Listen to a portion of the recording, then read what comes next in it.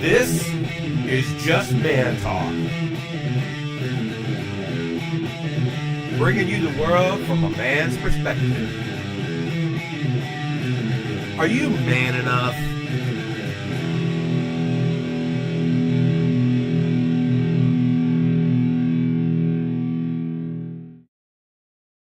All right, welcome to Just Man Talk, the entertainment edition. I'm Rick. That's my partner, Tipsy, over there. How's it going, Tipsy? It's going good, Rick. What's going on, everybody? So we're here to talk entertainment, everything entertainment. We touch everything from music, video, movies, music, you name it. We're going to talk about it today. And, of course, what's your first headline today there, Tipsy? The wedding proposal of Kim Kardashian and Kanye West. Now, first off, I want to say congratulations to them. I think getting married is a beautiful thing, and I hope they have a long, happy marriage. However, the marriage proposal itself seemed more about Kanye West than it did about Kim Kardashian.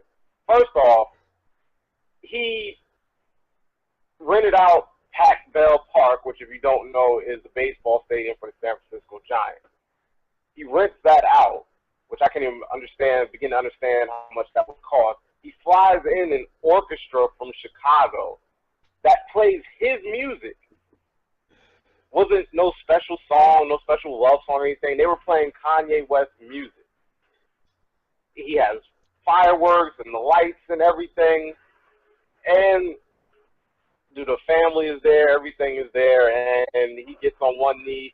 And he doesn't ask her to marry him. He posted on the Jumbotron, "Please marry me," with a lot of E's. Okay, Kanye West, I understand you're rich and successful, you got a good-looking fiance, but come on, man, you got to do better than that. Just because you spent a lot of money doesn't make the proposal a great thing, and I'm a little disappointed in that because he made it more about him than about the moment, in which the moment is really for the woman that he wants to marry. I think, first of all, everything that Kanye does is about Kanye, and we all know that. The man thinks he's Jesus. He thinks he should be, right now, he feels he's been cheated out of $1 trillion empire because no one will respect or listen to any of his brand suggestions or his great ideas. If anybody saw the 4-part interview that's on YouTube now, basically where Kanye talks about how Kanye's been cheated his entire life, even though he's a multi-millionaire. And his last album, I have to tell you honestly, I've listened to every single cut, every single song, more than once, and it's horrible. It's the worst music I've ever heard in my life. You think it's horrible? I personally think Jesus, in his own right, is not a masterpiece, but a pretty good indication of the direction that he wants to take his music, which is less hip-hop, more, I'm going to say, a fusion of kind of rock and hip-hop, something a little beyond Aerosmith and Run DMC. I like the album. I don't love it, but I got to look at it. I got to separate it from what a traditional rap album is and then judge it based on other albums that have kind of been like that. And it comes out as one of the better albums. I don't know, man. First of all, there's only maybe 30 seconds in there that you can dance to. And we all know that where this album's going to get sold is in the clubs. Okay, his name is going to sell a few albums. Okay, just off the name Kanye. Okay, his track record, he did have a couple albums that have some really good songs on it. Okay, but where this album's really going to take off to the next level is going to be in the clubs. Now, industry fact: he is the second slowest, second week selling album. In other words, when the album comes out the first, the initial shipment, boom. Everybody downloads it that first weekend. The next tally they do, his album slowed or decreased by the biggest percentage, only second to Lady Gaga.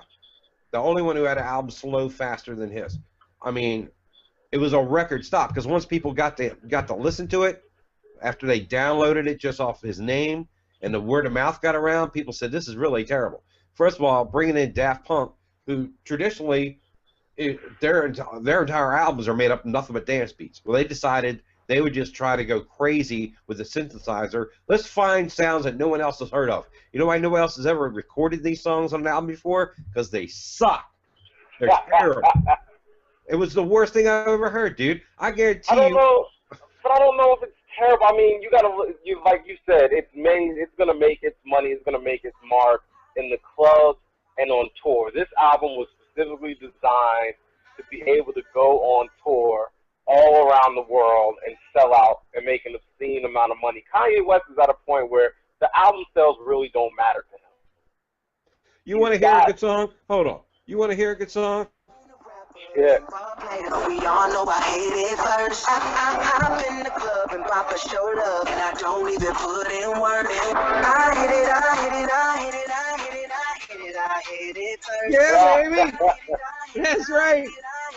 Ray J. I hit it first. That's right, Ray J, baby. That's music, man. That's the stuff they're playing in the clubs, not this crap he came out with. Again, like I said, I'm all for experimentation, new songs, new sounds, trying to take things in a new way. I think LL Cool J's doing some really good stuff. His new album was out there, a little off the convention. He brought in some rock rhythms in the background. Ice-T's been doing it for years. He actually did a hard rock album because his first love was heavy metal music. So I mean, I get going outside the norm.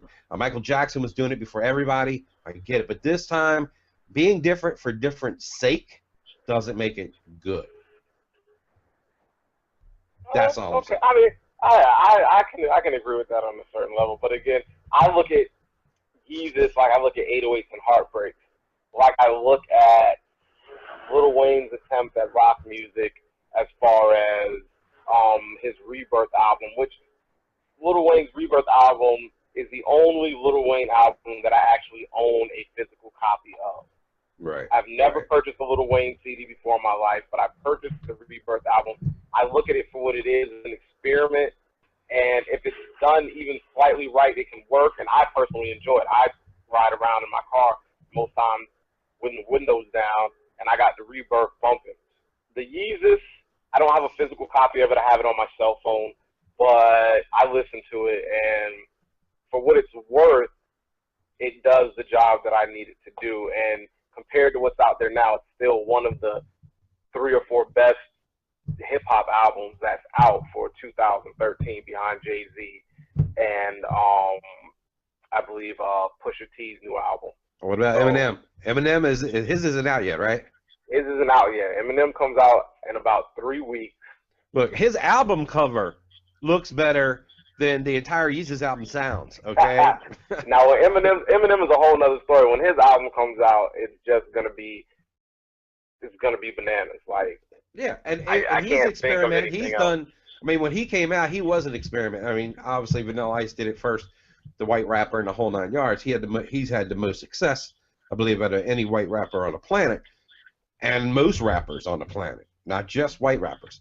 But the fact that his rhythms and his rhyming schemes and everything is completely non-traditional and totally different than anything that's been in hip-hop, and he keeps reinventing himself. He's the best storyteller in rap, I believe, and maybe I'm biased, I don't know. But to me, his music is some of the most listenable stuff, and that's coming from me. I'm not a hardcore, rap guy. I'm not, a huge rap fan in the first place, but some of the stuff I can actually listen to and enjoy, but it's got to have a good beat. It's got to be something that doesn't pound me over the head, but it leads me down some kind of intellectual path. You know what I mean? And I like music fun for fun's sake. But he has all of that. He has humor, he has serious topics, and he tackles both in the same time. Pretty dramatic topics in a humorous way on the same song. True. So for me, that's going to be the album of the year as far as I'm concerned. We'll see when it comes out, what kind of numbers it does, and what kind of return it gets. But I'm really looking forward to it. And it'll definitely put Yeezus behind everything else, because once that album comes out, people are going to forget all about it. And the thing about the Kanye West and the whole Kim Kardashian thing, if she wasn't overexposed before and people didn't already resent her before, pairing up with this yo-ho, I mean, she's pretty much it could ruin her career. I mean, probably, but at this point, I don't think she's too concerned about her career. They've made an obscene amount of money for doing absolutely nothing, that I don't think that there's anything that can really derail that except for them self-destructing. I think the longer that people entertain all the nonsense that comes with Kanye West, the longer she's going to stay in the spotlight, especially if she's married to him. You know, we already know he doesn't like paparazzi. We already know he doesn't like them asking questions and taking pictures. And so every time that they're together, it's just going to bring that on, and it's going to bring those reactions and all that stuff that he doesn't like, and it's just going to keep them in the thing. I see them probably maybe in about a year, year and a half, that once they finally cancel the Kardashian show, that there's going to be some form of Kim and Kanye, like, reality type show that's going to come in and take over that. And people will watch because they want to see, first of all, Kanye interact with his daughter, and they want to see Kim interact with his daughter, but they also want to see how Kanye handles outside situations other than just dealing with the paparazzi. They want to hear him go into meetings and some of these ideas that he says are so great, which are stupid, because I watched that interview thing on YouTube. This guy is crazy. He wants to brand water bottles. Who gives a shit about the label of a water bottle? It's so asinine and ridiculous, the stuff that he says out of his mouth. And why was he talking like that? It's like he was talking like he was some uppity rich guy sitting at a country club, and he had all these thought-provoking ideas to change the world. And I'm like, why are you talking like this? Like, he thinks he's the Black Steve Jobs. He thinks he's something. It's not happening. I'm sorry. He's not changing the world with water bottles. We come back, we're going to get into some more entertainment news. This is Tipsy and Rick, and you're listening to Just Man Talk.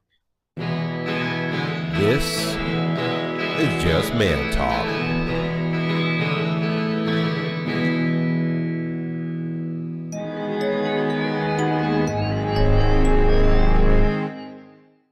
Ramirez Internet Solutions is a business identity company that focuses on giving the small business a face before the big corporations. We specialize in developing WordPress sites.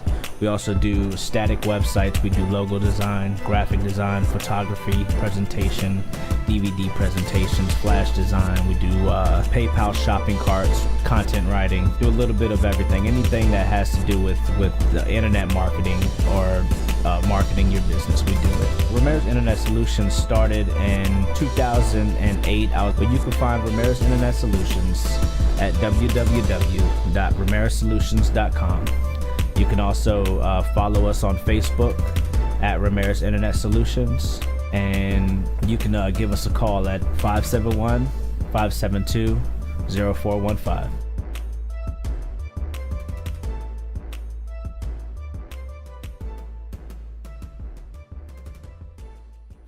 Welcome back to Just Man Talk, the entertainment edition.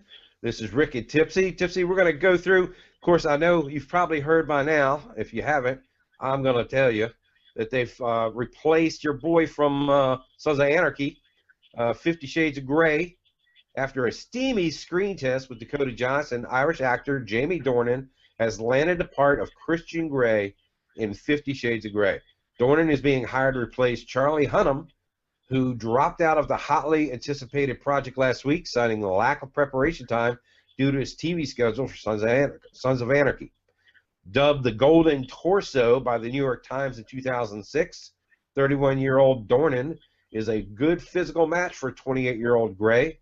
Dornan, whose sole major movie credit is Sofia Coppola's divisive 2006 drama Marie Antoinette, can play both sides of good and evil. He played Sheriff Graham, a.k.a. the Huntsman, on ABC's fairy tale series Once Upon a Time, as well as a twisted serial killer in the acclaimed BBC series The Fall, which is currently available to watch on Netflix. He was also a Calvin Klein model and honed his acting craft in London. It was there that he dated Keira Knightley, who introduced him to her agent, who turns out got him hooked into this project for 50 Shades of Grey. I know you probably haven't heard a whole lot about him. I know I haven't. But what do you think about, number one, the decision? Now, of course, there was rumors that Charlie Hunnam had asked for some concessions or had sent notes back to the director regarding the script, and rumors are that maybe those weren't met, that his considerations weren't something they felt comfortable in doing, or changes weren't made, and that's why he backed out of the project. What do you think? What have you heard? I haven't really heard much about it other than that, he said that he wasn't able to prepare properly because of the TV schedule for Sons of Anarchy. Sons of Anarchy has, is in their, I believe their fifth or sixth season, and I know they've been, renewed for up to like 2 more seasons. So I'm pretty sure for an hour-long cable drama, which each episode this season is coming at least like 90 minutes on TV, that the process has to be grueling, because if you're doing 90-minute episodes, that's basically like a movie a week. So the rate that they would have to be filming, I believe, wouldn't allow him the time to be able to, study for his role in this movie when you're basically filming a movie a week on a TV show. Yeah, there was like less than 2-week turnaround between end of production for Sons of Anarchy and the beginning of production for 50 Shades of Grey, although not really sure if he would be needed in the first couple of weeks or even the first month of, them getting the production started on that. But, they're trying to nicely say that, he just didn't have time for it. I think there was a lot more nudity. Now, the rumor is that his agent wanted him in this series and presented him with the script and the opportunity to go, and urged him to go seek out the role.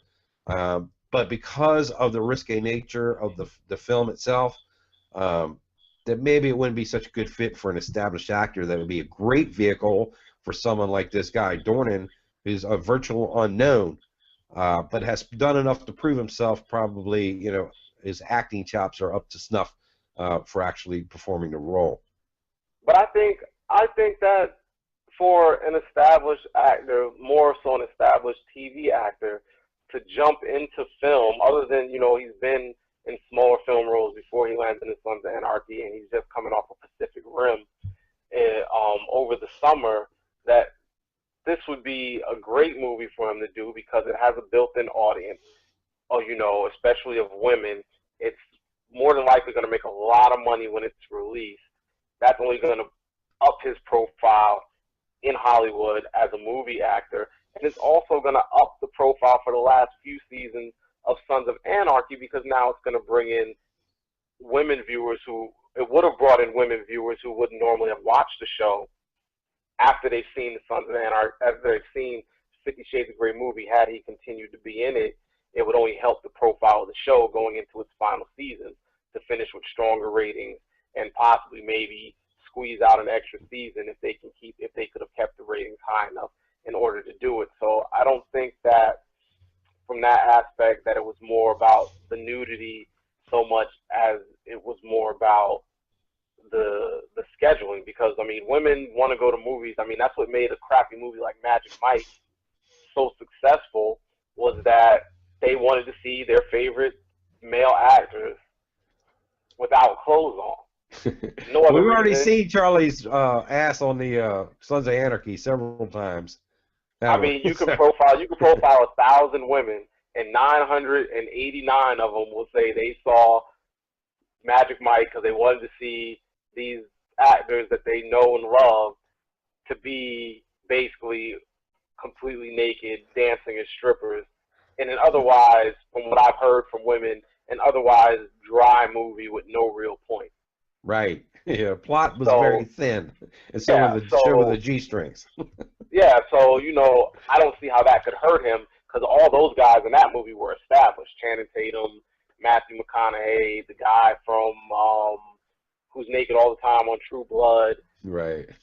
These are all established actors that have long film histories, and they did this movie, and it actually, in some cases, helped the profile of whatever else they might have been doing, because more women were taking notice for other things that they did. So I think it was more scheduling than anything else, because it's very hard to be, when you're in every scene of a show like Sons of Anarchy, when you're basically the star, you have to film a lot of scenes. So he probably could, in 2 weeks, I don't think the 2-week time in production, unless they were going to film all his scenes first, that it was going to be able to really work in order to, in order to make the movie as good as they wanted it to be. I think they needed somebody with a better time commitment and a show that isn't really probably not going to be around that much longer anyway. Well, they're talking about shooting, of course, now all these movies come in trilogies now, so they're talking about doing 3 movies to go with the 3 books.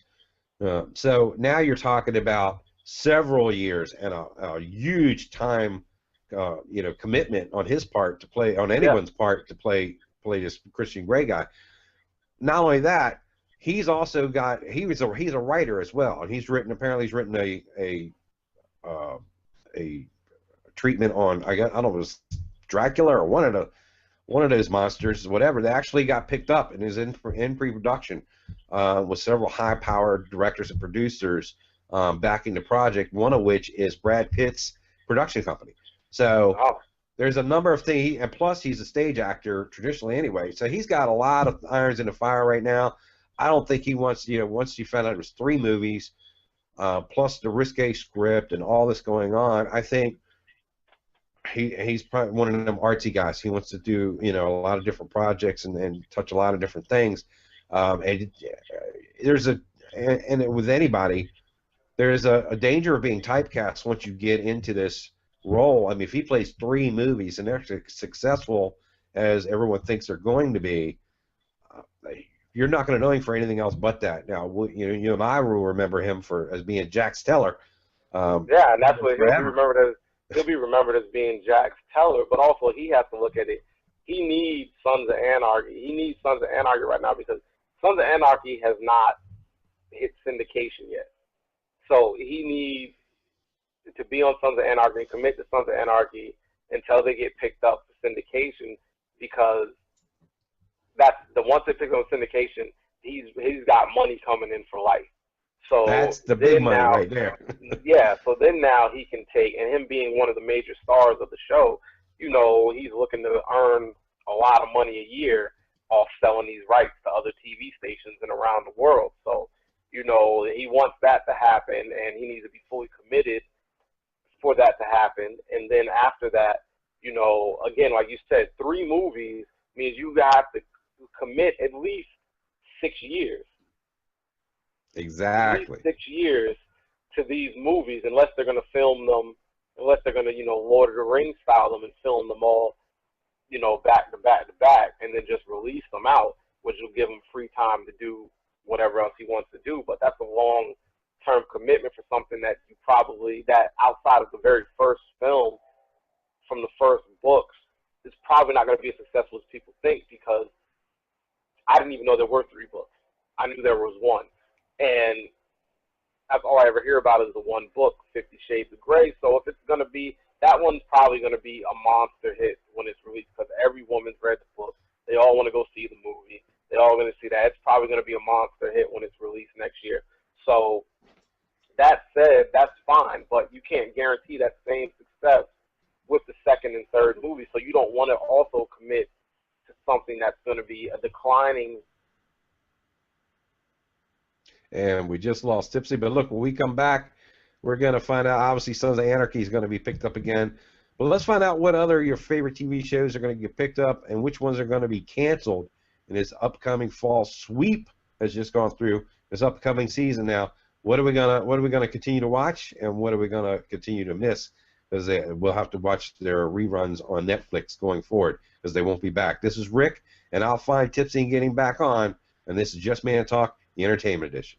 What up, everybody? It's your boy Fuego Beats back, and I'm letting you know that if you're looking for the latest clothing and accessories, look no further than JSNLonline.com.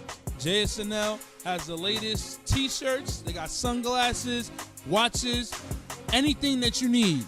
So make sure you guys check out JSNLonline.com today and use Fuego Beats Radio as your promo code to get 15% off. That's JSNLonline.com, Fuego Beats Radio as the promo code. And remember, stay connected.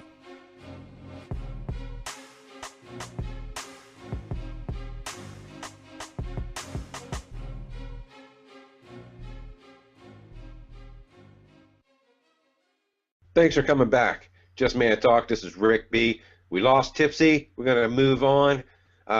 Breaking Bad. A funeral organized by fans for Bryan Cranston's fictional character on Breaking Bad raised $17,000 for charity on Saturday.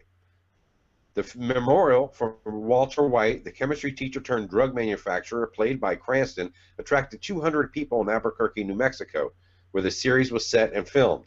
Admission to the event helped raise thousands of dollars for the city's health care and for the homeless organization, which also helps prevent people battling drug addictions. The mourners attended a funeral procession led by a hearse and White's infamous RV, where the character cooked meth. The fans gathered at a cemetery where they could pay their respects to White at a real gravesite. And Breaking Bad set director Michael Flowers was on hand to give the eulogy. Following the service, fans were invited to a local restaurant for a reception. However, some Albuquerque locals have criticized the faux funeral, insisting it will draw TV tourists to the site where their loved ones are buried. A petition has been launched in a bid to have the grave removed, pointing out that Walter White's home already draws up to 10,000 cars full of visitors each month. I agree. I don't think that, obviously you want to have it in a ceremony, in a cemetery for the ceremony itself that lends credibility to the fact that he's actually being buried. Now, I don't think I'd want, Walter White buried next to my parents or my grandparents or whoever, if the occasion comes. I don't think it's right. I would be a little upset too. I think they're valid in their feelings, and that if they don't want them buried there, they shouldn't be buried there. I think if it served its purpose, it was good for raising money for charity.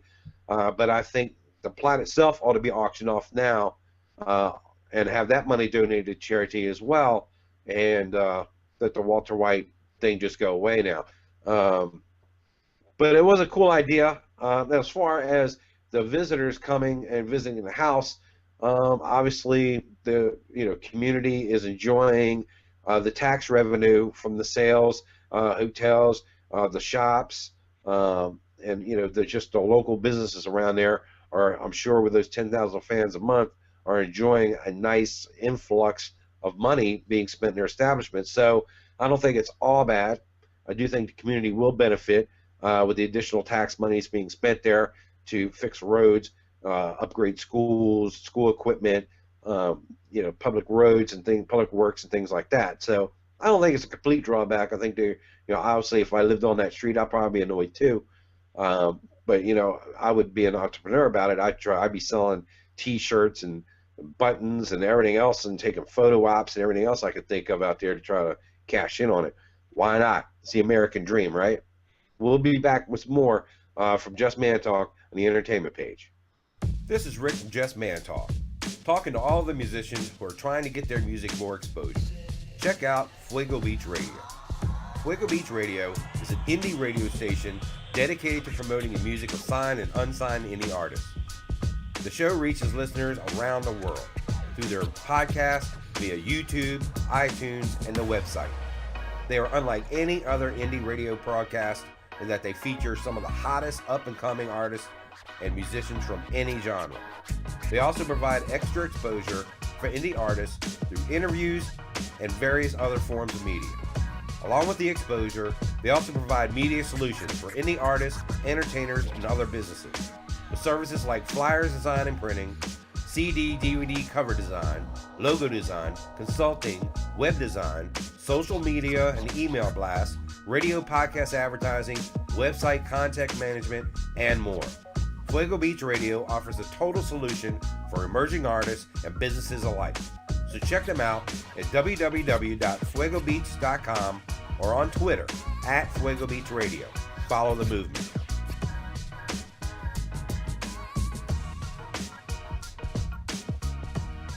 Welcome back to Just Man Talk, the Entertainment Edition. Last month was the 30th anniversary of one of the greatest heavy metal albums ever, Motley Crue's second album, Shout at the Devil. Songs like Helter Skelter, Too Young to Fall in Love, 10 Seconds to Love, and Bastard, which made the PMRC's Filthy 15, helped catapult this album into the stratosphere and this band into the stratosphere. Of course, later songs, Every Rose Has a Thorn and other things like that would probably be the ones that are the most known. But this album launched this group into the stratosphere on the heels of albums like Pyromania by Def Leppard and Rat, and their popularity coming out and being a little more outrageous. Kiss had dropped their makeup actually during this time. One of the bands noted for wearing makeup.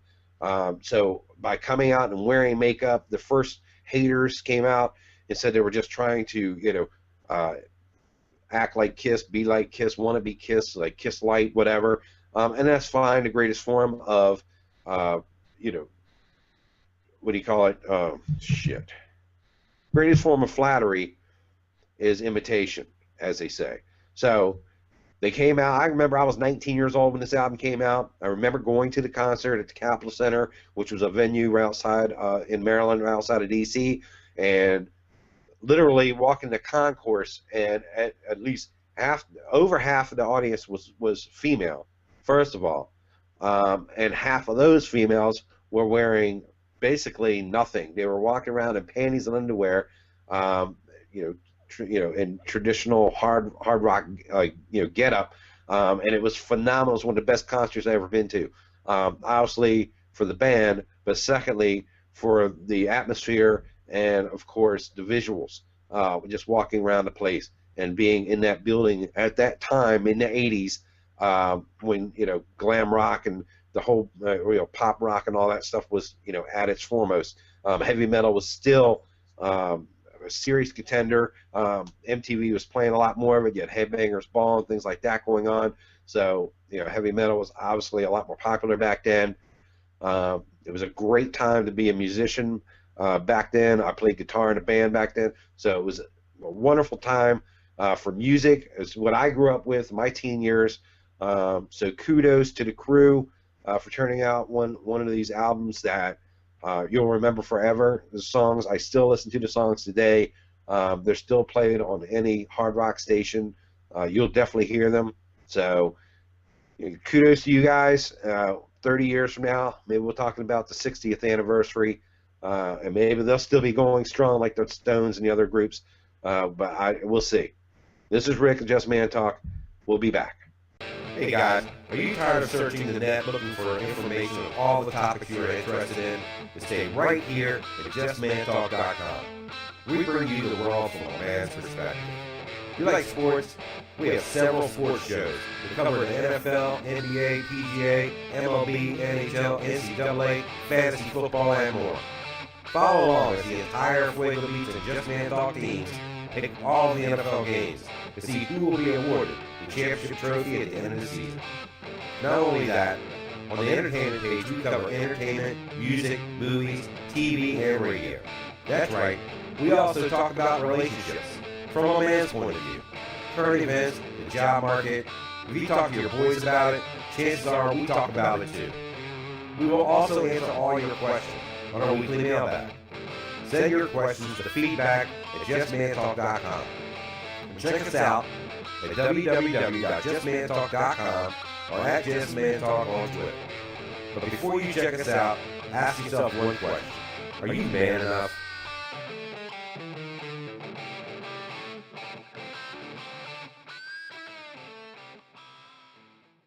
Welcome back to Just Man Talk, the Entertainment Edition. We've got the weekend box office results. Leading out, Gravity, #1, cashing in $31 million this weekend.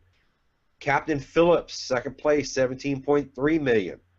Carrie, the remake of the remake, $17 million. Cloudy with a Chance of Meatballs 2, $10 million. And in fifth place, The Escape Plan, $9.8 million. Of course, you've got Arnold Schwarzenegger and Sylvester Stallone teaming up in this one.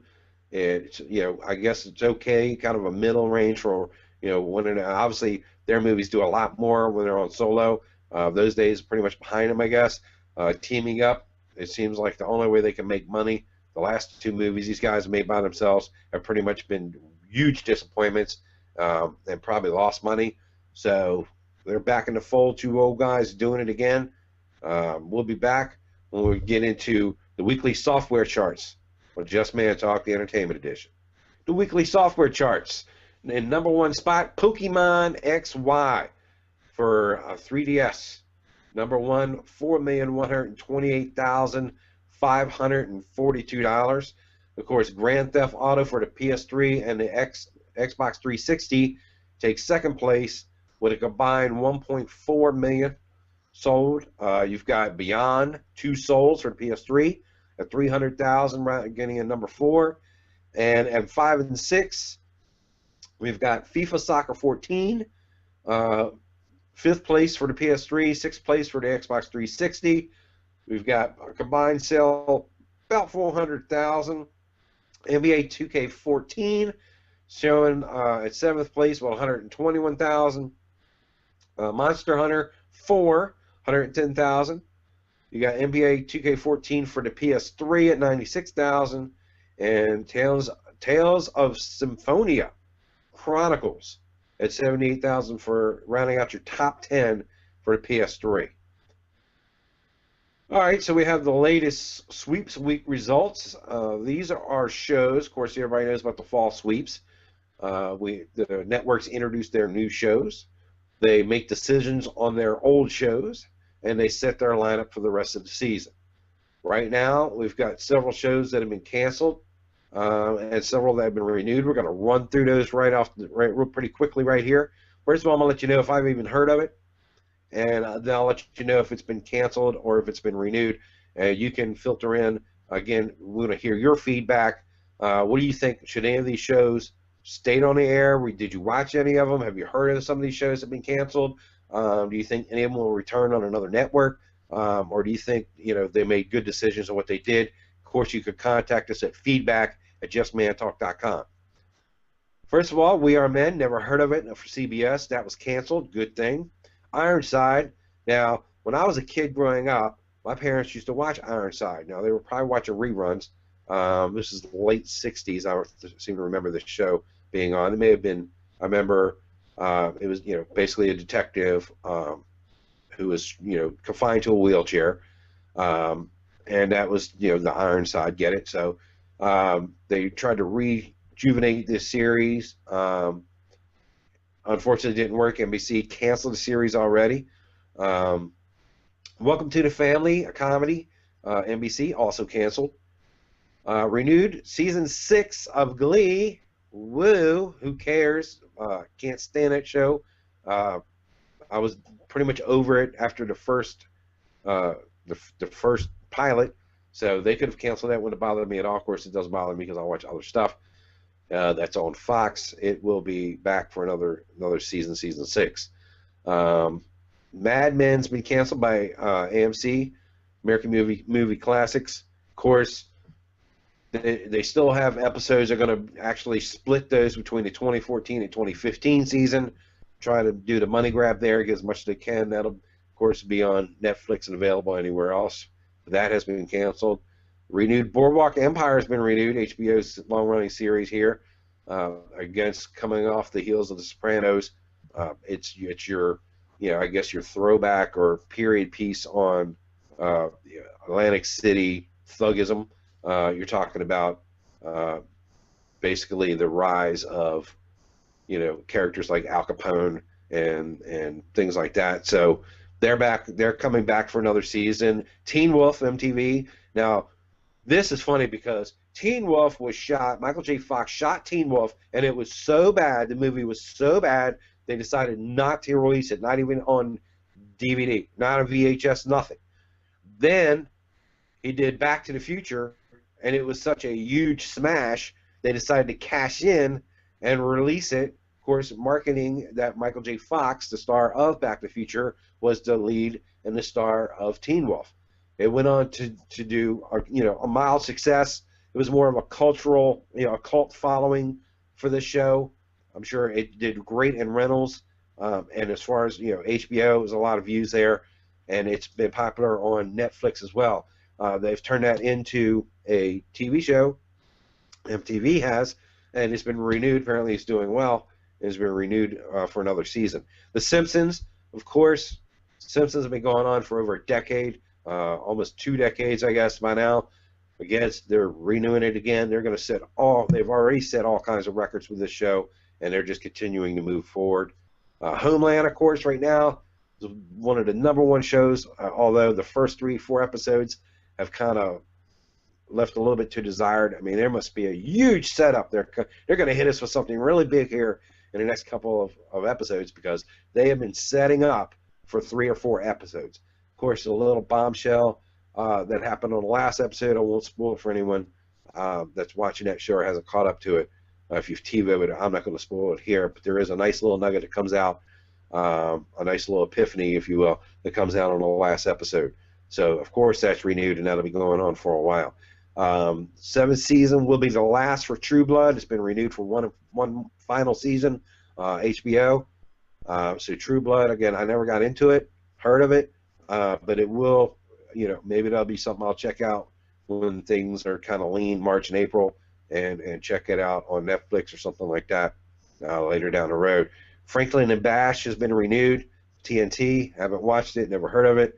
Murder Police, canceled, never watched it, never heard of it, on Fox. Renewed Bob's Burgers. Again, it's supposed to be a very funny show. Some friends of mine watch it. I haven't seen it yet. I'll be checking that out. Newlyweds, the first year on Bravo, renewed. Moving to Lifetime in 2014 is Betty White's Off the Rockers, which has been renewed on NBC. It's Always Sunny in Philadelphia, FX, that's been renewed. Very funny show. Under the Dome, renewed. Can't understand why, although I do like one of the characters on there that played the brother-in-law on Breaking Bad. So check that out. You might like it. I like him, so maybe I'll like the show. I'll have to check that out. The Challenge on MTV has been renewed as well. America's Next Top Model. Tyra Banks just continues to bank the money on that show. She's done very well. The League, very funny show. I've been watching it on Netflix. I'm up to season 2. I plan to watch every episode. It's hilarious. That's on FX as well. Rookie Blue, ABC, renewed. Canceled. Camp has been canceled on NBC. Never watched it. Don't care. Renewed. Covert Affairs on USA. Portlandia on IOC has also been renewed. American Dad, which is moving to TBS in 2014, has also been renewed by Fox. Canceled is Bunheads, ABC Family. Never heard of it. Treem, also canceled on HBO. Cold Justice has been renewed by USA. I heard that's pretty good. And thank God, Eastbound and Down is finally over. HBO has given up on that dumbass series. It's the worst show I've ever seen on television. Canceled, thank God. And South Park, of course, was renewed again, as I mean, it's amazing how cartoons have kind of taken over a lot. You look at like The Simpsons, South Park. There's a couple others. These shows just keep making money. It takes very little to put these things out, and they are absolute cash cows for the people that are running them. So. Good deal there. We'll come back with some final thoughts. This is Rick, Just Man Talk, the Entertainment Edition. What up, everybody? It's your boy Fuego Beats back, and I'm letting you know that if you're looking for the latest clothing and accessories, look no further than jsnlonline.com. JSNL has the latest t-shirts, they got sunglasses, watches, anything that you need. So make sure you guys check out jsnlonline.com today and use Fuego Beats Radio as your promo code to get 15% off. That's jsnlonline.com, Fuego Beats Radio as the promo code. And remember, stay connected.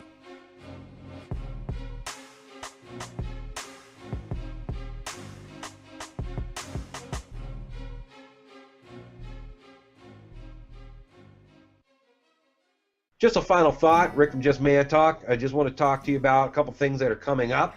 Obviously, we've got the sports edition shows coming up. Later on, we'll be talking to a good friend of mine, Anthony Ramirez, about several different, going to do a multi-part series with him, talking about various subjects from raising a family as Christians in today's society and obviously the impact it has on their lives, and the problems or the obstacles that you face as a father heading a family in today's society to be Christians. Also, the new album, The Floodgates, under the pseudonym Picasso. Anthony has put out a wonderful song Christian rap song on a compilation album called The Floodgates. And we're going to talk to him about that process and listen to some of the songs on there. Also, we're going to talk technology. We're going to talk about running your own website or website hosting, blogs, the impact, the business, running a home business, things of that nature. Of course, Anthony Ramirez is the CEO and owner of Ramirez Solutions, so we talked to him about that as well. So come on back. Keep watching the videos. I'm glad you can make this time around. We'll get Tipsy back on, get his technology up to date. He's supposed to get a computer here in the next couple of weeks, so we'll get him back on the show. Also, we got some sports shows. We'll be talking Redskins. We'll be doing a Redskin pregame show coming up. We'll also go around the NFL, and we'll talk about everything that has to do with that. Also in the works, we're looking for some co-hosts as the NHL season gears up here. And of course, we'll be getting into the basketball season and doing a regular thing with Tipsy, and hopefully bringing on Pete Maravich, his son, Jason, back on the show, and going through the NBA season and seeing if we can, somebody can knock off the defending champion, Miami Heat this year. So stick with us at Just Man Talk. We appreciate it. We're going to get things into high gear. A lot more content, a lot more stuff coming up soon. This is Rick B on Just Man Talk, and we'll see you soon.